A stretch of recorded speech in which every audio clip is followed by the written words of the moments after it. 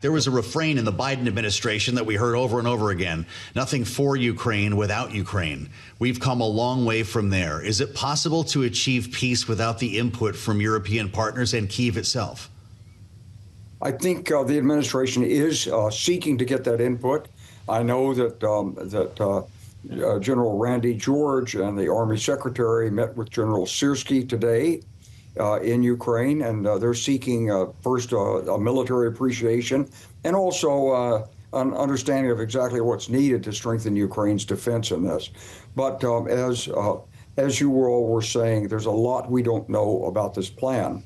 And the difficulty is the security guarantees and the breach of the concept of, hey, if you can invade and you can take it and you can hold on for a while, the world's going to give up on it, it'll be yours. And that's a dangerous principle to set loose.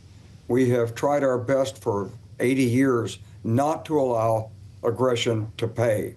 And you can argue that Russia's paying a terrible price for this, et cetera, which they are, but so is Ukraine. And the consequences of a faulty deal will echo for a long time. So it's not just a matter of getting the shooting to stop temporarily. Putin will take a pause whenever it suits him, if he thinks he can gain from the pause. But the real question is, will he give up his long-held aim of controlling all of Ukraine and undercutting all of NATO's post-1997 enlargement in Europe? That's the question, because on the answer to that question, it really depends whether the peace agreement's any good or not. Well, General, thank you for being with us today of all days, and happy belated Veterans Day to you. We thank you for your service. We particularly want to draw on that service today in your time, especially at the head of NATO, to talk about this sort of, how do you deal with Putin? You were with us last month, and you said it was sort of a stall, strike, and try to gain territory strategy on the part of the Russian leader. Is that where we still stand now, and is there anything that President Trump can do to kind of make Putin change course in this, or is this a fool's errand? Well, I think the general consensus, and a consensus that I share, is that as long as Putin believes he's winning, he's not going to be diverted from the course that he has pursued for 25 years. If he feels that he can gain something from a temporary pause that he can then break at will with weak security guarantees, or blaming it on the Ukrainians, or going in another direction with his forces while holding in Ukraine, then he might choose to accept a peace agreement. But, you know, all of these agreements are difficult. We're looking at what's happened in Gaza, and despite the great leadership of President Trump and the vision of putting this forward and all of the pressure he's put on, it's still touch and go in Gaza. And here you're dealing with something that's just as intractable, in the sense that the Ukrainians don't want to give up their land. This is their land. And to give up all of Donbass, where there are hundreds of thousands of people living, where there's industry, where there's families, where there's history and cemeteries, and people have fought for this land. And if you give up all of Donbass, there's no real defensive position for Ukraine all the way to Kyiv and the Dnieper River. So it would be a huge strategic surrender by Ukraine based on trust in the United States. The question is, can they put that trust in the United States? Will we put our forces at risk? Because remember, what a security guarantee really means is that if there's a breach by Russia, if there's a preparation for a breach by Russia, it means that Europe and the United States would join forces and defend Ukraine. In other words, it's war. It's not that if Russia comes, then we'll talk about it and we'll get out of the way. That's not a security guarantee.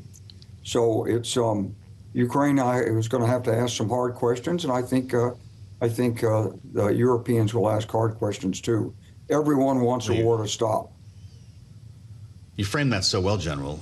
When it comes to that trust, then, if this in fact is the scenario, how important is it for the Army Secretary to be there? Dan Driscoll is there. There are 2 4-stars in Kyiv talking to Ukrainians today. How significant is that, and what must the message be from our military? It's really not a message the military can deliver. The military is a symbol of the United States. It really comes down to President Trump.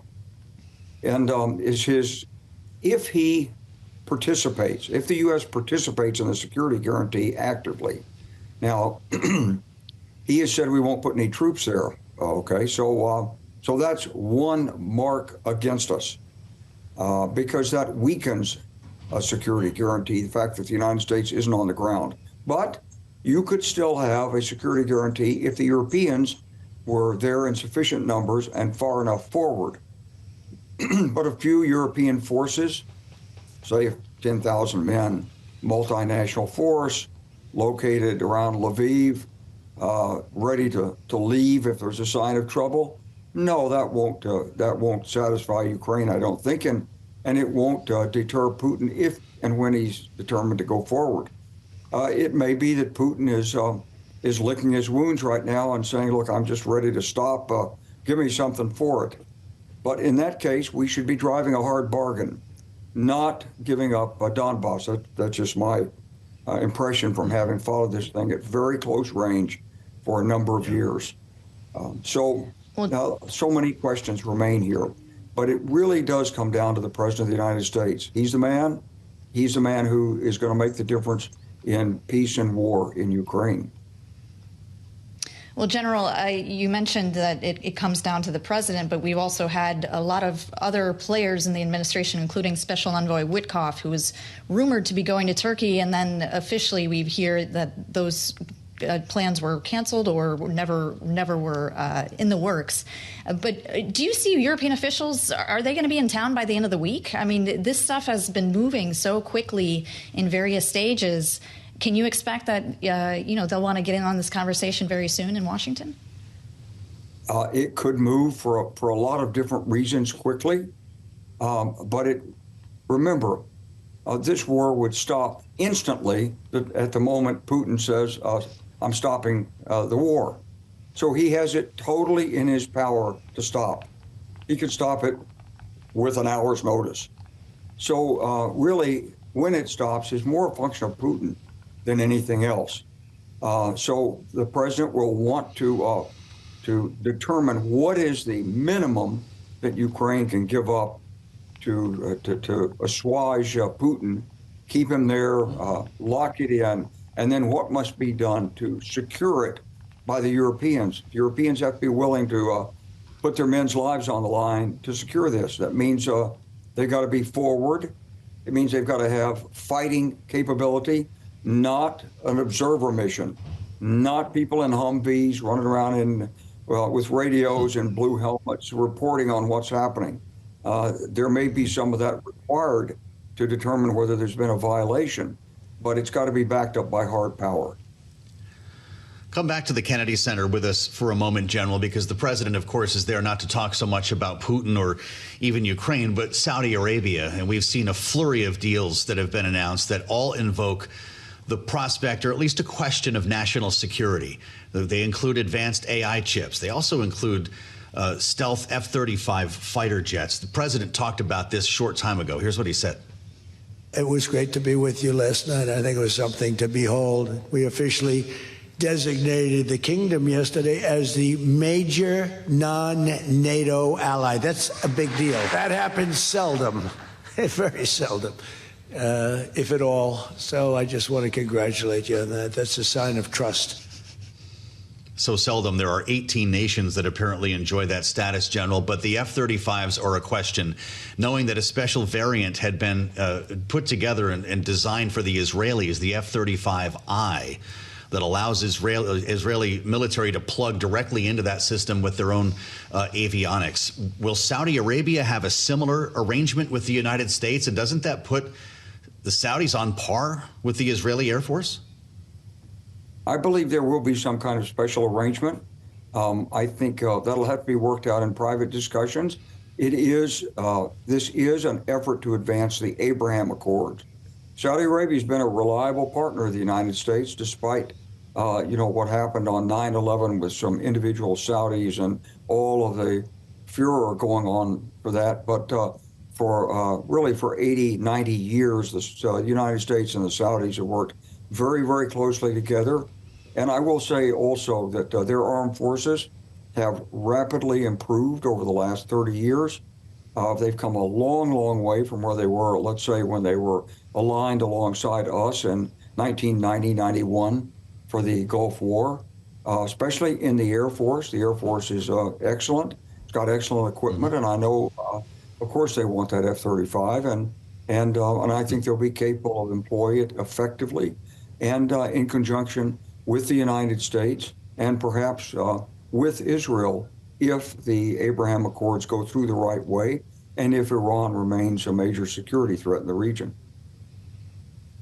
Well, General, there certainly has been a lot of soft power at play yesterday and today in this Saudi visit. And I wonder, sometimes it might be okay in critics' view that Trump says, okay, this is a great gentleman. We have 80 years of a bond between our two countries. But do you have any concerns about the deals that are supposedly in the works yesterday and today, supposedly being approved, how those move into a hard power territory with a country that hasn't traditionally been an ally and maybe at the risk of national security to the U.S.? Well, actually, Saudi Arabia has traditionally been an ally.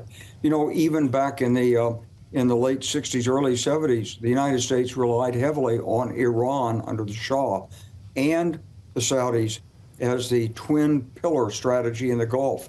After the Brits had withdrawn from the Gulf, then we picked up the Saudis as a major ally. They weren't designated as a major non-NATO ally, but they were a major ally. We've done a lot over the years. We helped rebuild created the Saudi Arabian National Guard, their military. We've been with them. We provided them intelligence. We provided them military hardware. We've given them advisors.